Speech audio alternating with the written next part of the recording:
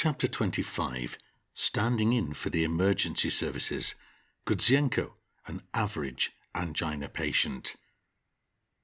Once the nighttime attacks which had plagued Natalia's patients had stopped, the results of both her study groups levelled off and became essentially standard, that's to say, roughly as envisaged by the methodology.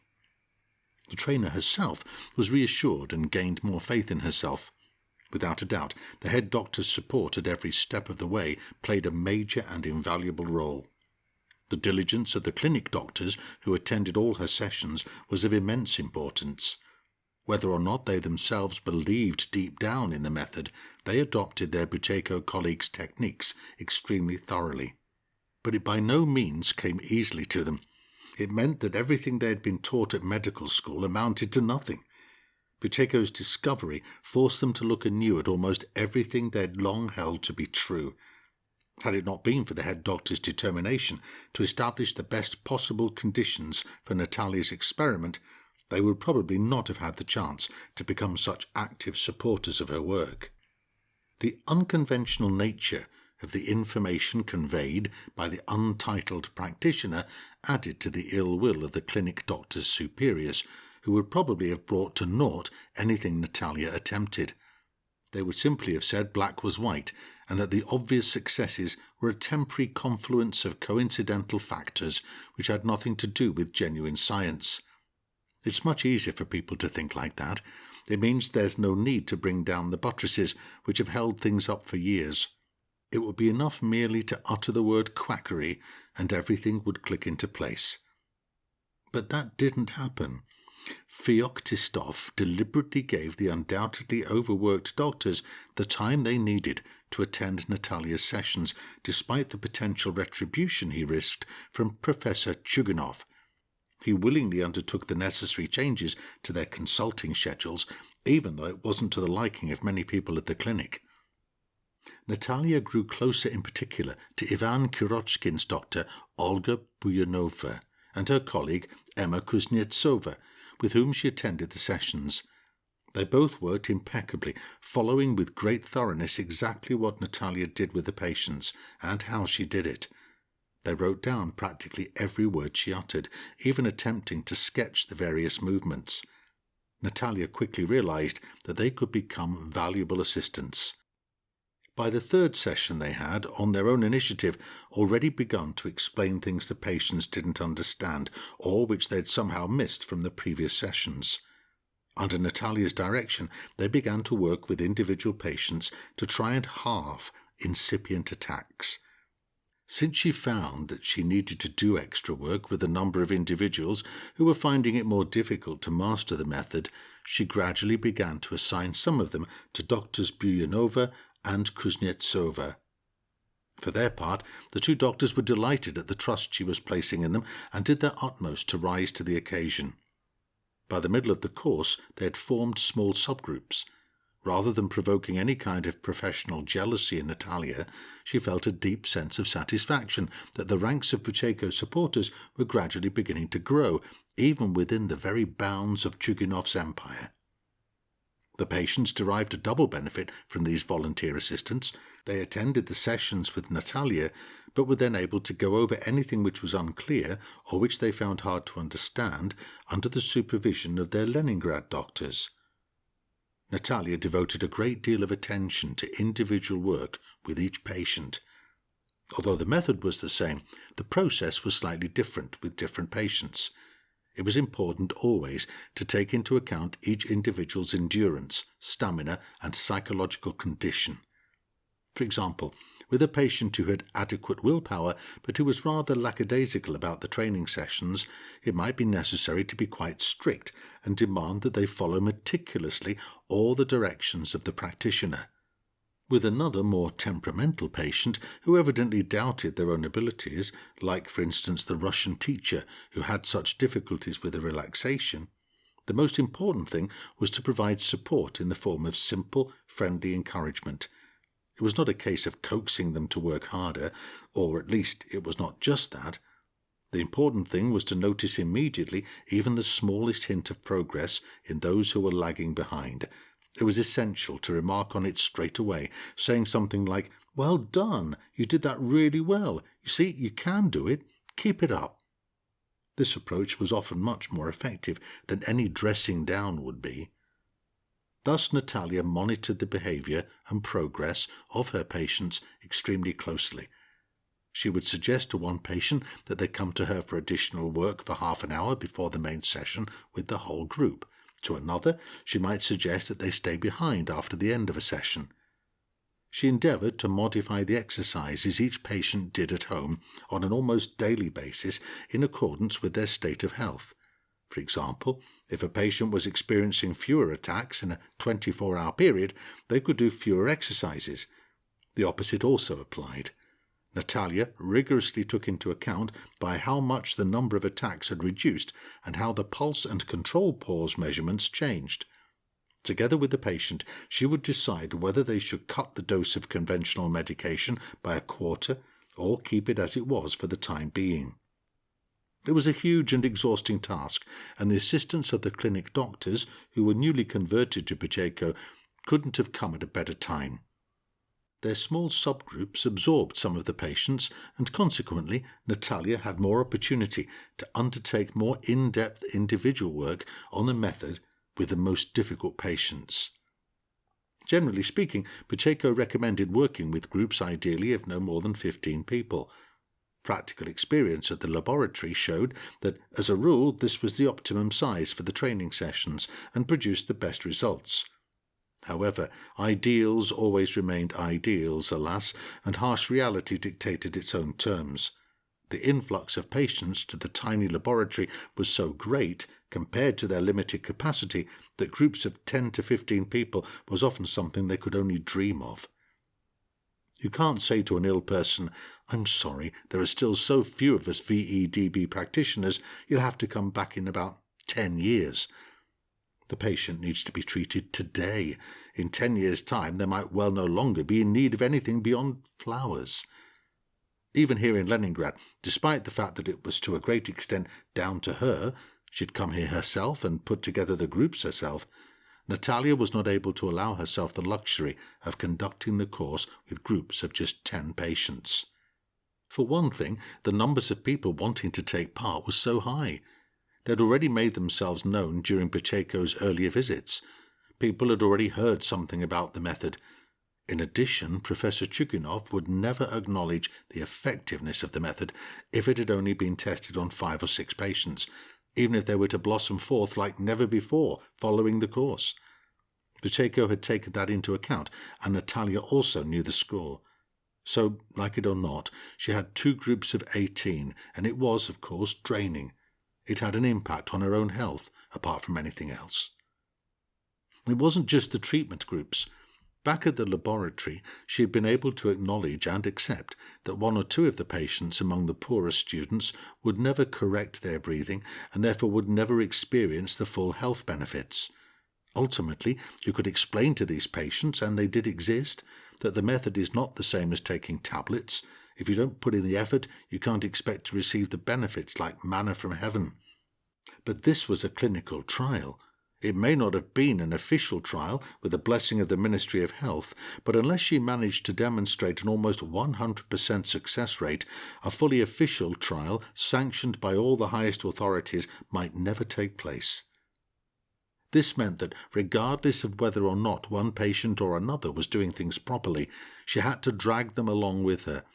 It might be by the scruff of the neck, but drag them she must, back towards their long-lost health.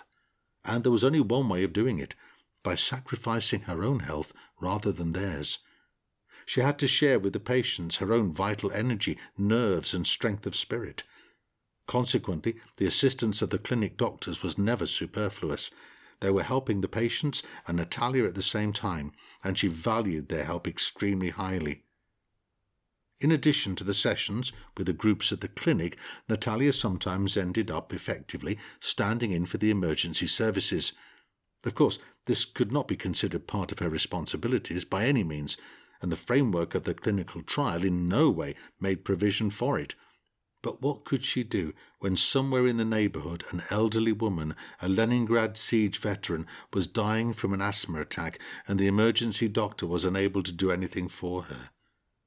Thus, in the middle of her second week in Leningrad, she found herself at the flat of Anna Gladilinaya.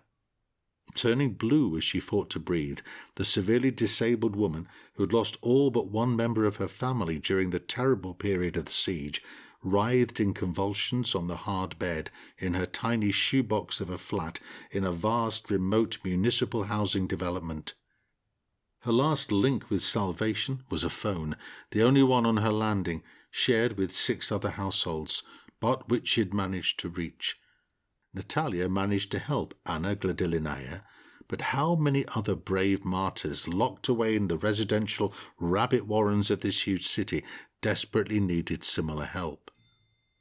"I was already choking so much," Anna Gladilinaya told Natalia after the attack had eased.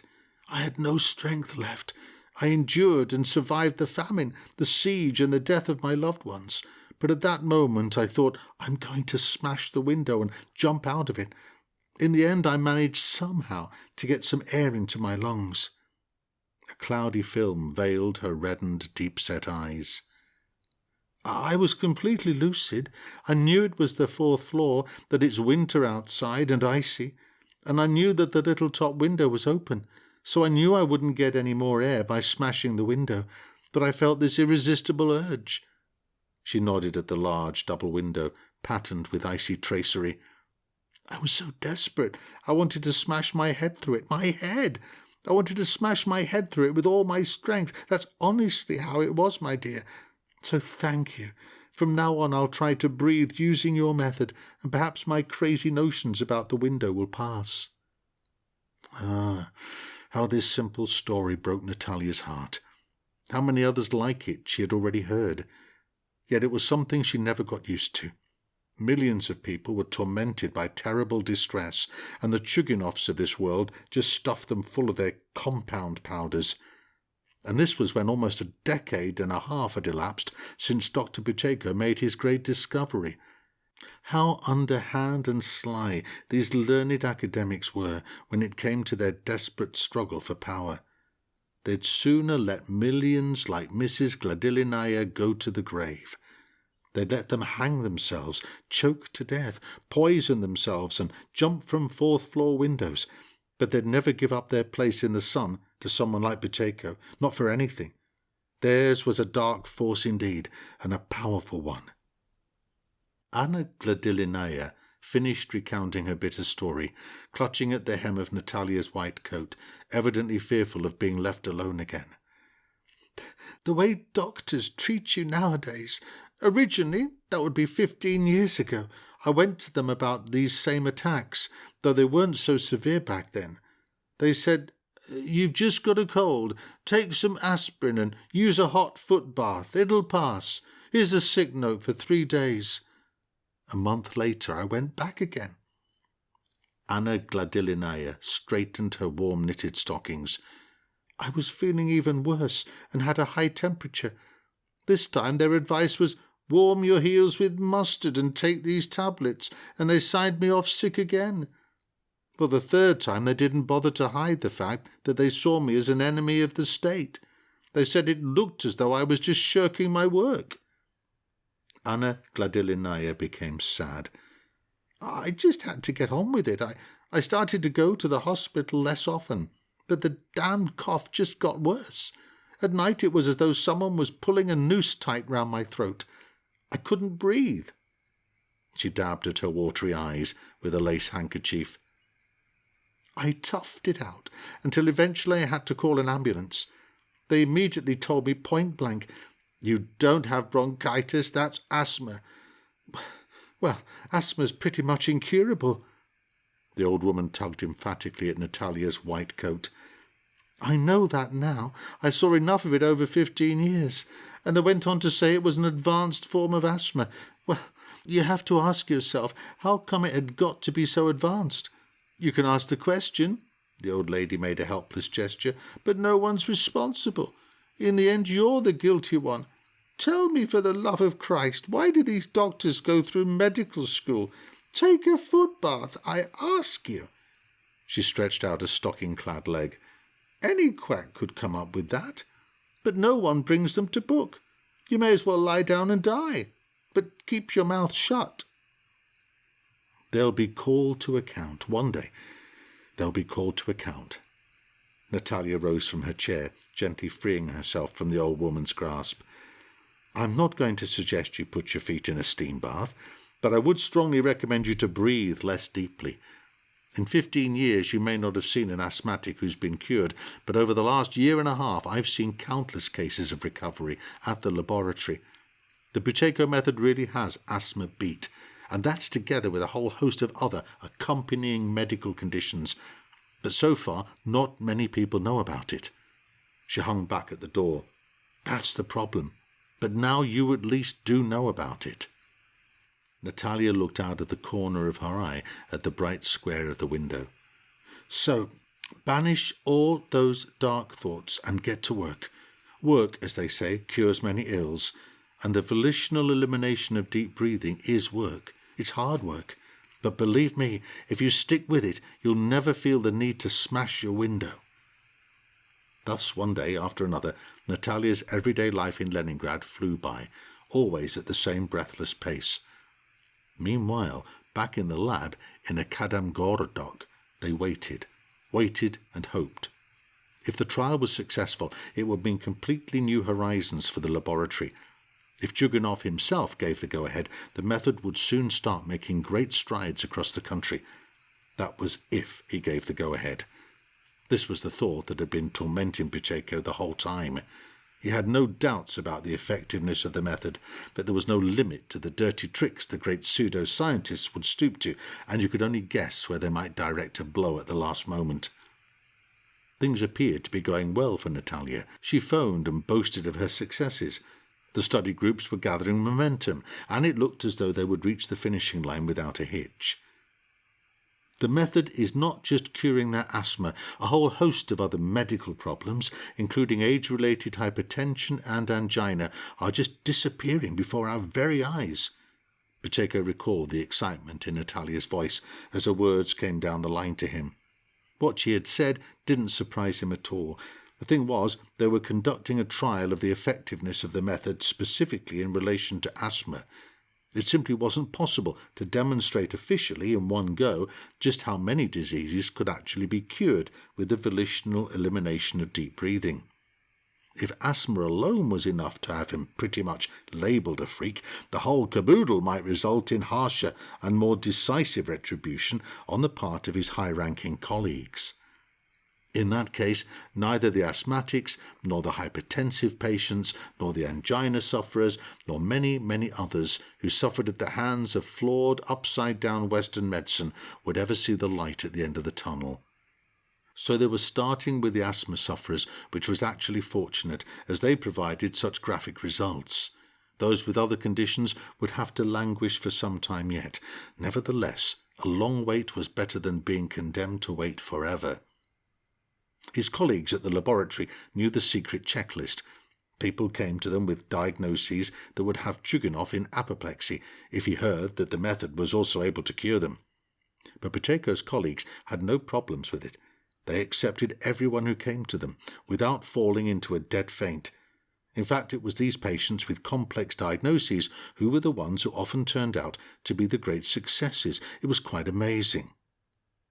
Natalia had said that the head doctor at the clinic intended to do things properly and hold a research conference at the end of the trial. This would give her and her assistants the opportunity to demonstrate the clear improvements experienced by the patients using the method, patients whom nothing had helped for many years, including Chuganov's powders. Deep down, Buteyko was convinced that Professor Chuganov would do something to try and upset the apple cart.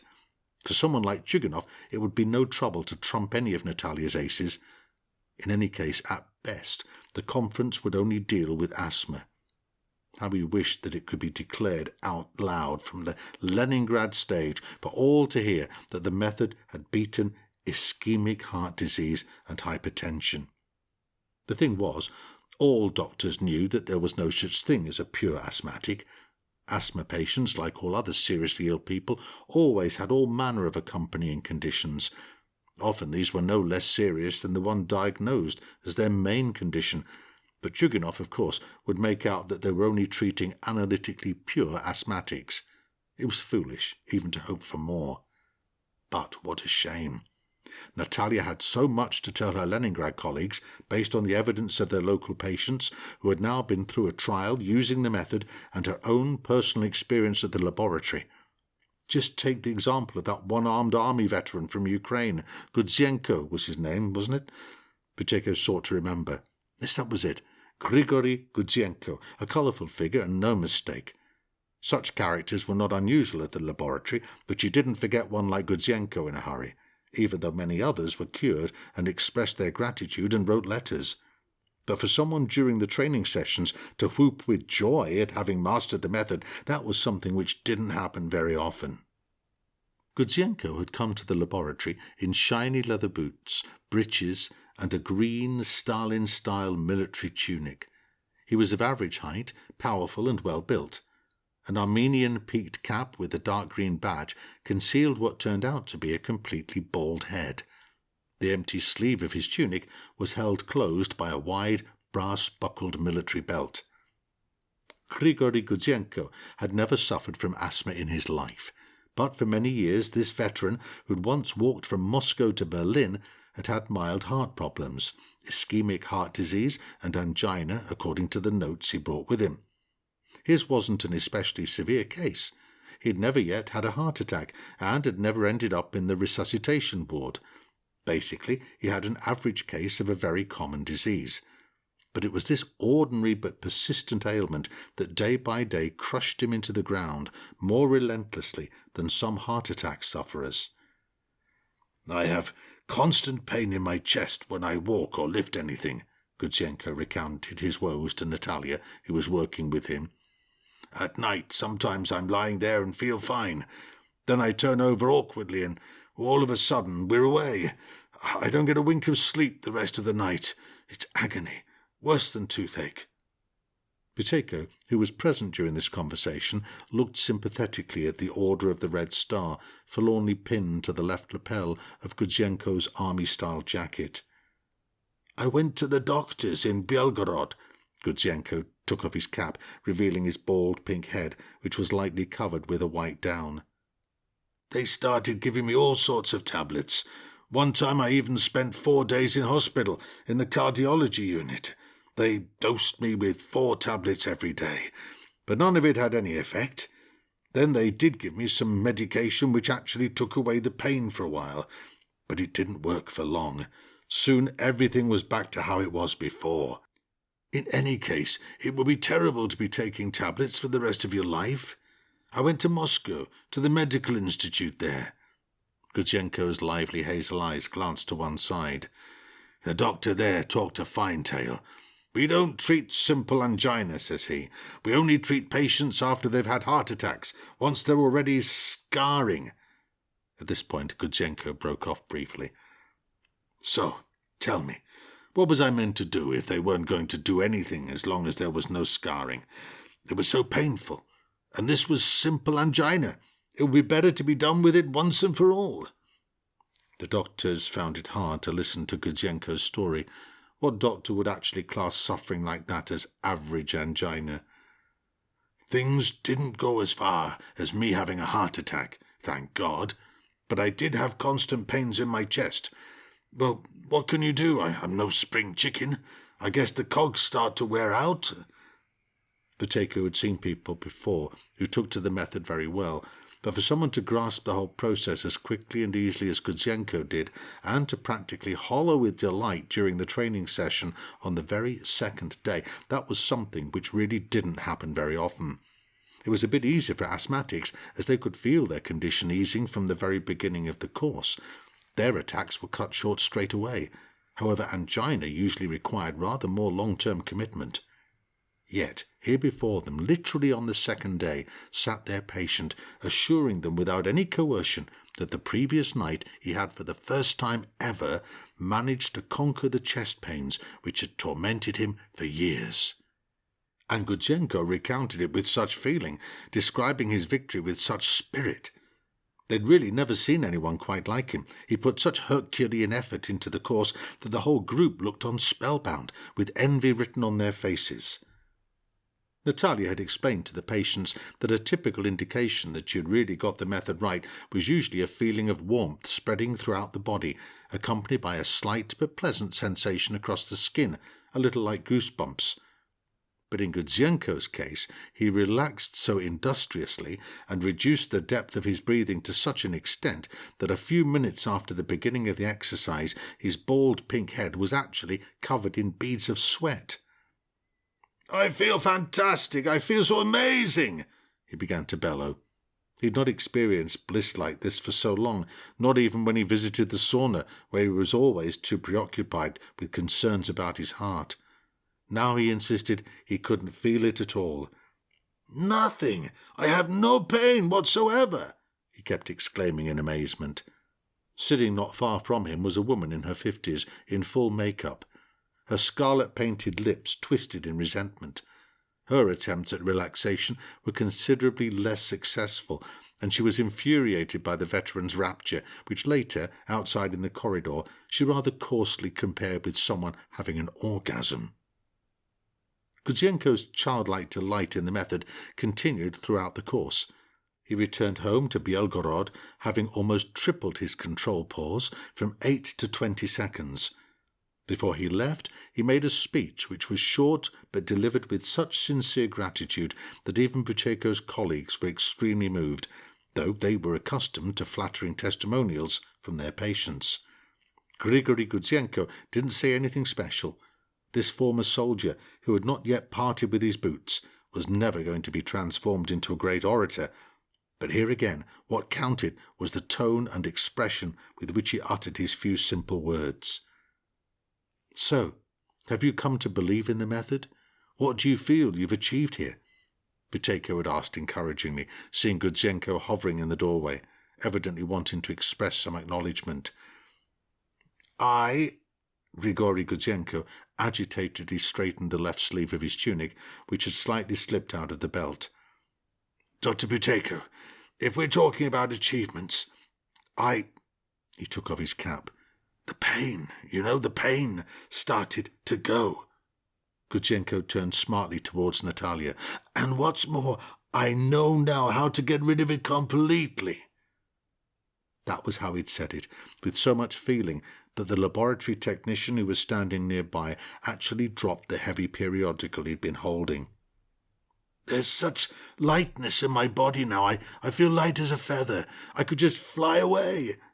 His fellow student with the make-up had also come to say goodbye and smirked quietly to herself.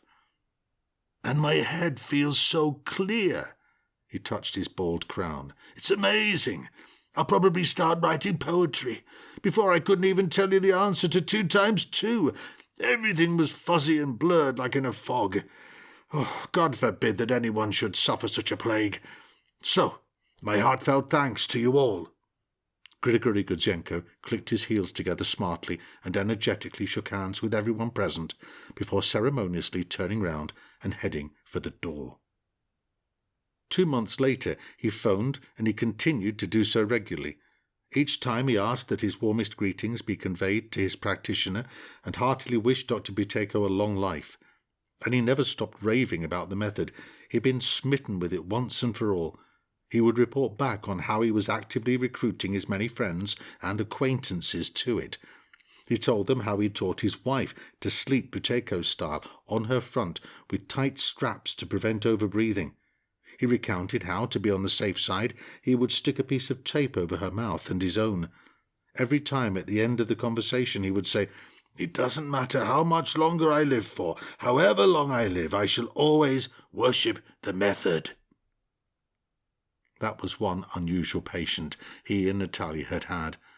If only they could hear about him at the upcoming conference in Leningrad, as well as those like him, such as Kurochkin. Natalia had said on the phone that the old man had managed to combat hypertension as well as asthma after, entirely at her own risk, she had introduced him to the method. What was the use of dreaming of such things? They made Buteyko's heart ache. Let them at least acknowledge the method as a cure for asthma. If they only acknowledged that, it would make things easier in the future. So now all hopes were pinned on Natalia and Natalia alone. Would she be able to outflank Chuginov in a tight corner? She ought to be able to. She would try at least. After all, they no longer had any other alternative.